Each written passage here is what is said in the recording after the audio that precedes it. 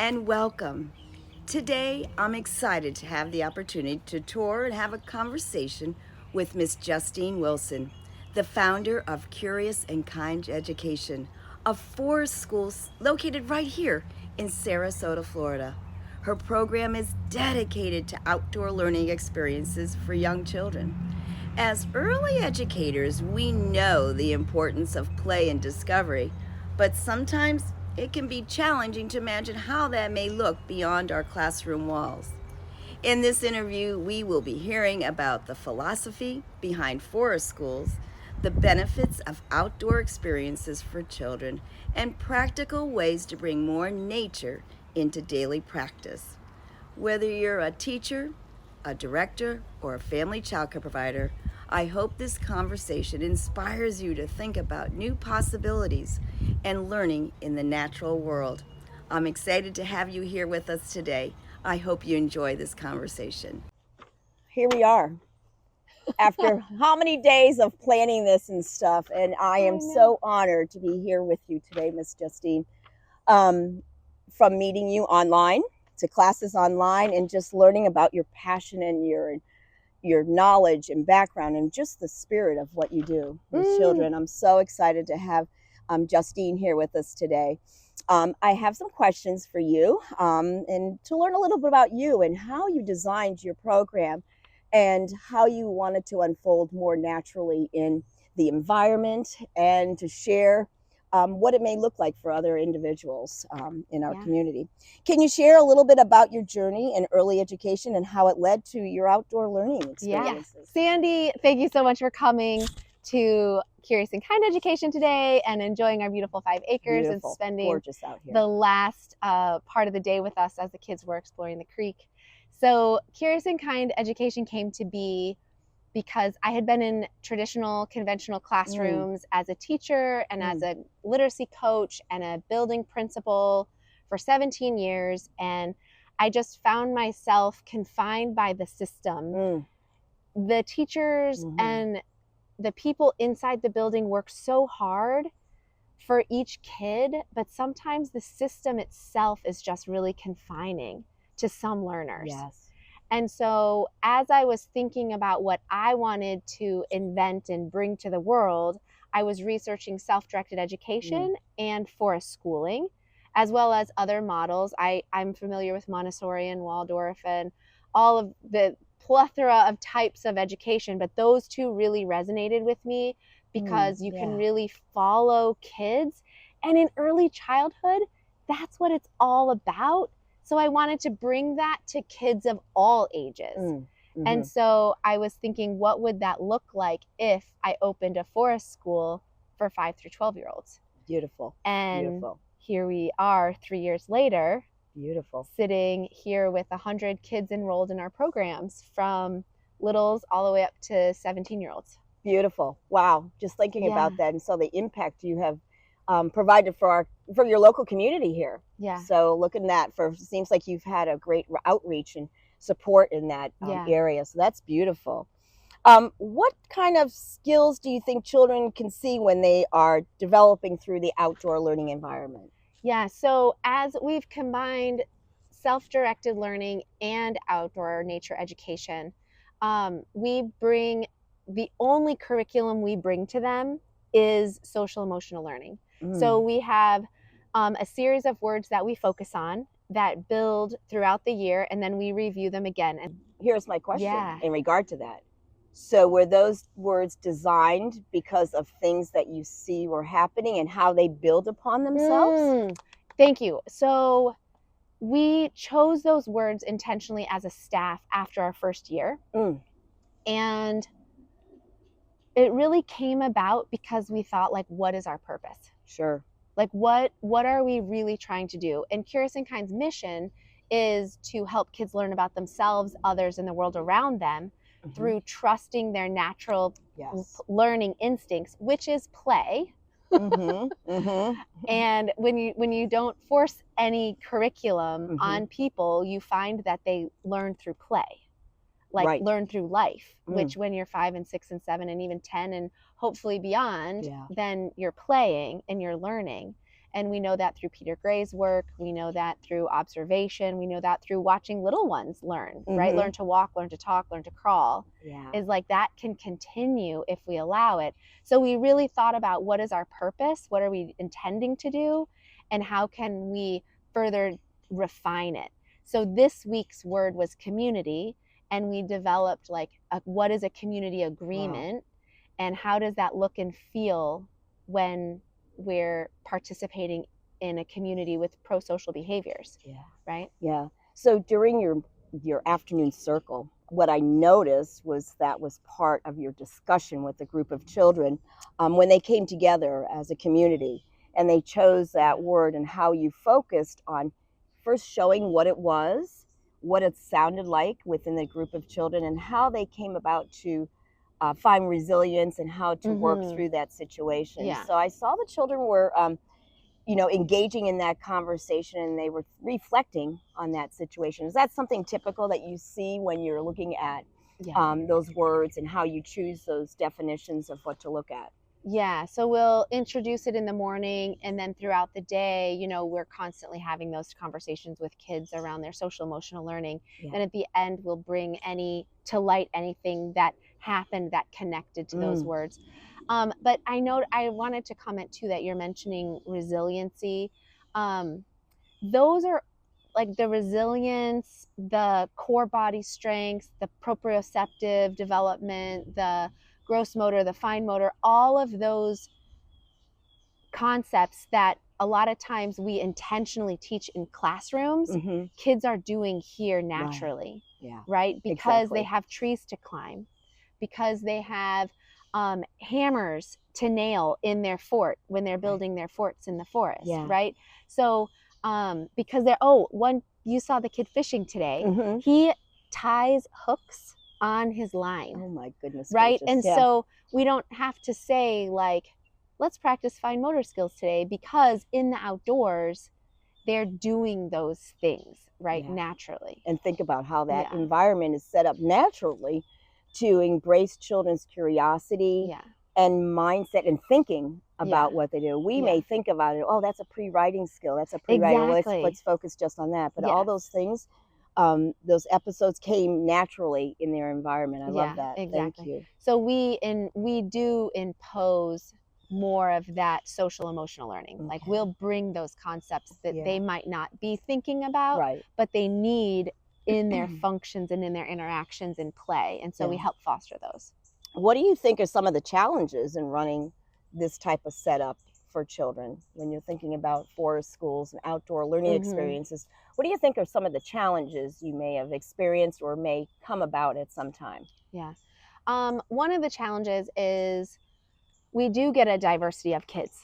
We get neurotypical kids, neurodivergent kids. We get families that are all over the spectrum with religion, with politics, with belief in how they homeschool their children, their own personal experiences. So really making a space for everyone to be respected is something that we really hold really close.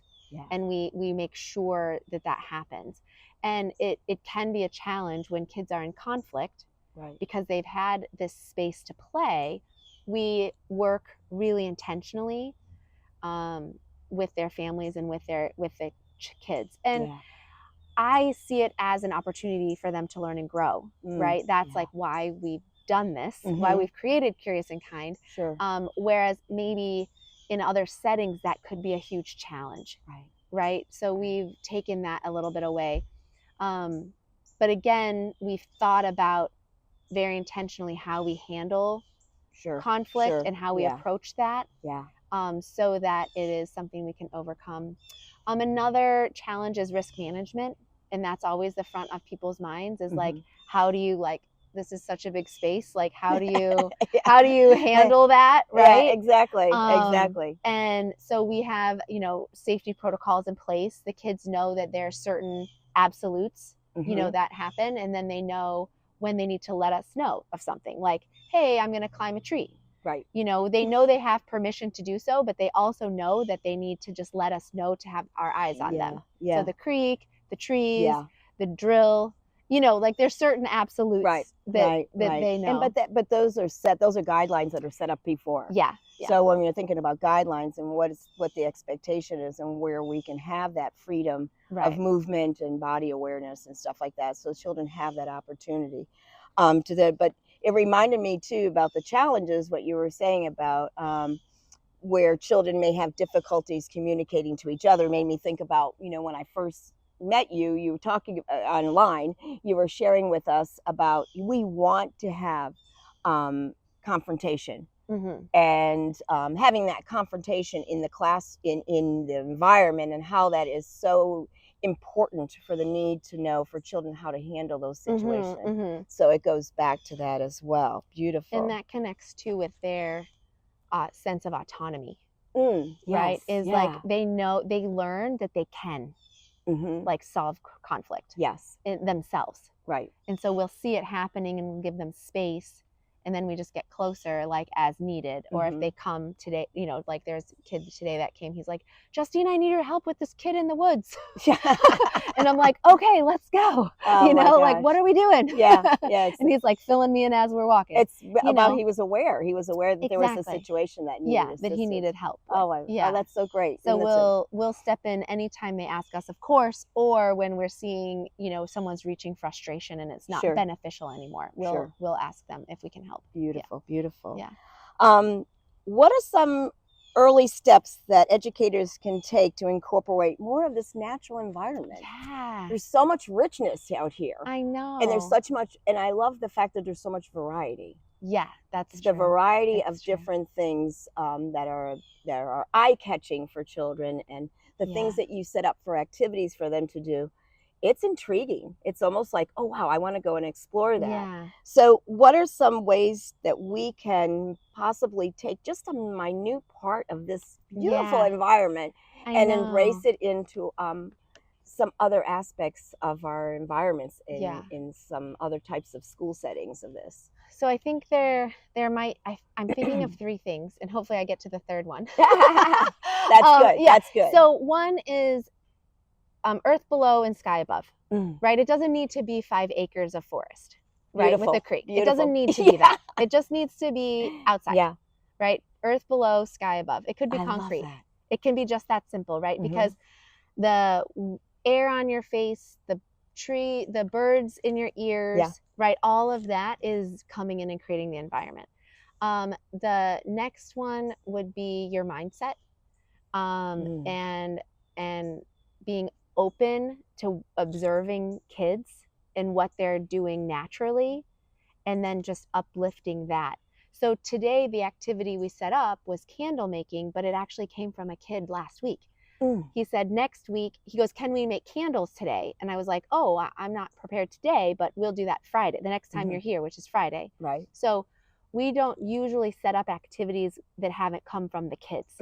So we're observing them, we're listening to them, we're valuing what they're saying. So our mindset. And then the other piece that I would say is adding in loose parts to your environment. So we have tires. You can't see them, but they're sitting right there. There's tires. There's tires. Spools. There's logs. Like this was a Hurricane Milton gift that we're sitting on right now. Milton. If we got to say thank you to Milton, that would be very different. But yes, we're saying thank you to Milton. Yes, and he brought good things. He brought great stumps. Yeah. Exactly. So we have stumps, we have tires, we have a mud kitchen that I found on the side of the street that's literally just a cabinet, and then kitchen materials. We have a water barrel, a rain that catches the rain. Oh my goodness. I mean, it's simple things that don't cost a lot of money, right, but change the environment or enrich it in a way. So if you only have dirt below and sky above, put out a mud kitchen with muffin tins. There you go. Easy enough. And stand back then, right? That's the mindset part, like to stand back and observe, and they might get messy and dirty and they will be full of joy.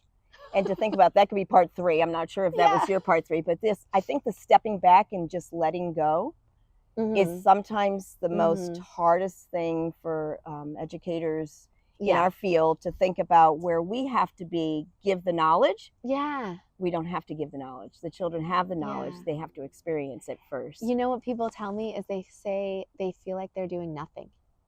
Yes. They're like, but I'm paid to be here. Like I'm supposed to do something. I have to produce something. Right. I have to like impart something, or I have to create something. Right. And it's like just holding that space for kids to be kids is the work.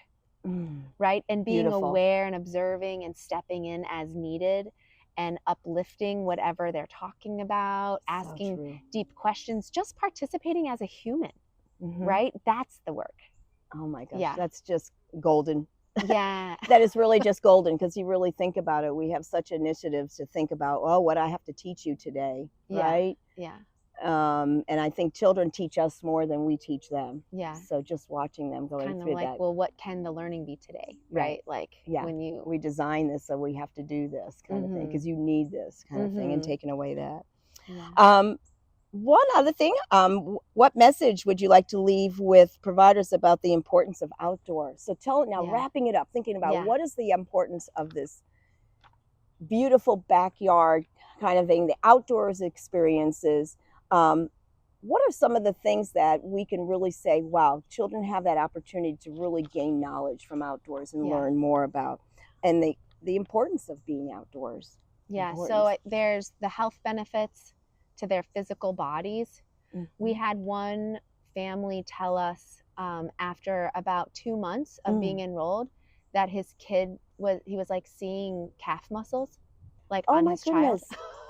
You know, gosh. And it's probably because he spends a lot of time up in that tree, right? Oh my gosh. You know, and then so there's that like physical body benefit. Sure. Their sense of balance is growing, and you can see kids that haven't had a lot of playtime outside. You can see that they're a little wonkier. Yeah, exactly. Like they're a little lighter footed, you know, rather than the kids that are like, boom, boom, boom, I'm confident in my foot, you know? And then the mental health benefits are huge. We had another family just last week tell me they were seeing a doctor to maybe get their 6-year-old diagnosed with ADHD and on medication. And she said after a month of being enrolled here, she's seen a difference in him at home even. Oh my goodness, that's that awesome. They're going to be holding off. And yes, ADHD is real, and yes, people do need medication for that. But in this case, it might be a change of environment and is helpful to him to regulate in a different way. Wow. So the joy, the challenges, all of that stimulation is all wrapped up in a way for this child to maybe be able to experience life a different way and not need medication. And maybe that'll last for a few years, maybe not his whole life, but that's the place he's in now. Right. And the family has seen a direct correlation to that. And when we were thinking about that, I talk about, he found the place where he needed to be. Yeah. Out in nature and having those experiences to be able to just embrace the natural part of a world and kind of thing, instead of being coerced into something. Right. So you named your school, your program, Curious and Kind, right? How did you choose those words? Oh, I know. Did you have an idea of how do you come up with that name? Because it really did affect. It lives it. Yes. Thank you for saying that. Lives it. What I got. I felt it here. Because there was so much, even though there was a lot of different things, kids in different areas doing stuff, there was a lot of it still correlating back to those two words, curious and kind. Yeah. So it's brought every day, I guess. Yeah, we say this to the kids too, because to be quite honest, war does break out here. Like they will intentionally play war, which is not curious and kind, right? Like, which is not that. And so in creating Curious and Kind and thinking about like what I wanted to bring out in the world, I was thinking about how I want the world to be, not how it is now. And so we talk about that with the kids.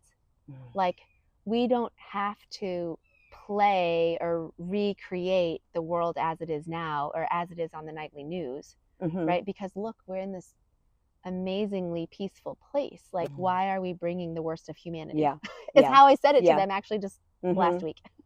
You know, and so then it just kind of shifts them and offers them like, we get to be together however we want, however it feels best to us. Right.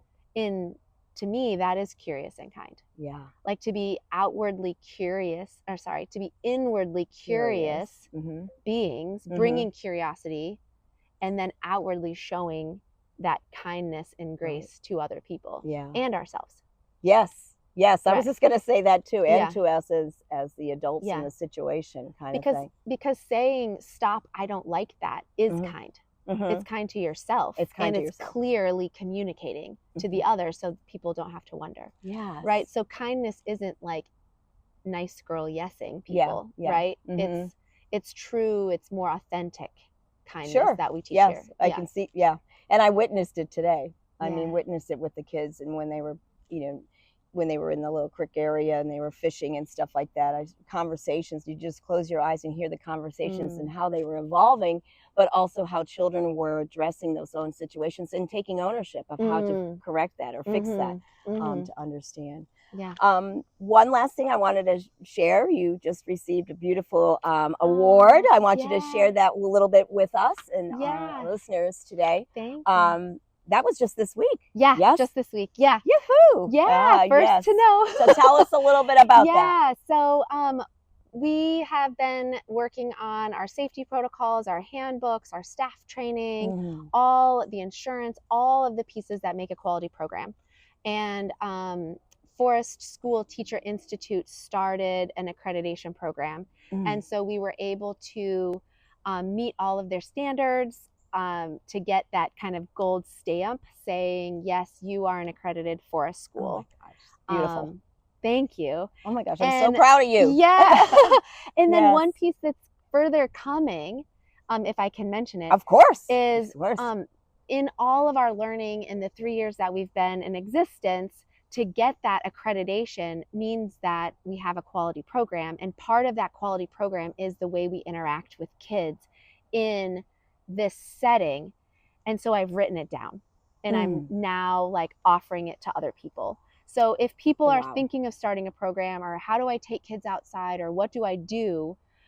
We call it the Curious and Kind Way. Oh my goodness. And you can sign up for it through our website, and you'll get weekly free emails that tell little stories about our experiences and what we bring to that, or what you might bring to that, to inspire you and to have you feel support. Lovely. Then we have a free starter guide. You can test it out and kind of read through it and see what you want. And then I don't know when this is going to go live, but that's okay. In a few days from now, which I have a feeling it will be out, we have our full adult work part of the Curious and Kind Way, which is a framework and a mindset that can support adults in this type of work. So we're hoping to spread our impact further. The knowledge is going to be amazing. The knowledge and the sharing of that work is just great. Great work. Thank you. Great work. Thank you for coming out. No, I love it. I'm so glad I've got this perfect opportunity. Yeah. But if they want to stay connected, tell us how we can stay connected. Yeah. So what is Curious and Kind Education is our handle on Instagram and Facebook. And our website is just as simple, curiousandkind.org. You can find all the links there. We love visitors. We love messages. We love to answer questions and hear feedback. So yes, if you have questions and you want to know a little bit more about Justine's school here in beautiful Sarasota, Florida, just reach out to the KEYS program. That's www.qees.org. It's the KEYS program, and I can connect you with Miss Justine. We'll also put messages on the show notes, a little bit about how to connect with her as far as her website and stuff. We want to thank Miss Justine for her time today. I am so honored to be here and be part of her beautiful outdoor experiences and the work that she's done for our community here in Sarasota. I hope you all enjoyed our conversation. I'm sure there's going to be a lot more conversation that we can embrace in the near future. And thank you again for joining us. Thank you. Thank you, Justine. That was wonderful. Hearing the impact of your forest school reminds us that children can thrive when they are given time, space, and freedom to explore the outdoors. Even small steps like taking activities outdoors, Adding natural materials or encouraging unstructured play can make a big difference in children's development. I encourage everyone who joined us to reflect on how you might weave more outdoor experiences in your program. Together, we can create environments that spark curiosity, resilience, and a lifelong love of learning in nature. Thank you.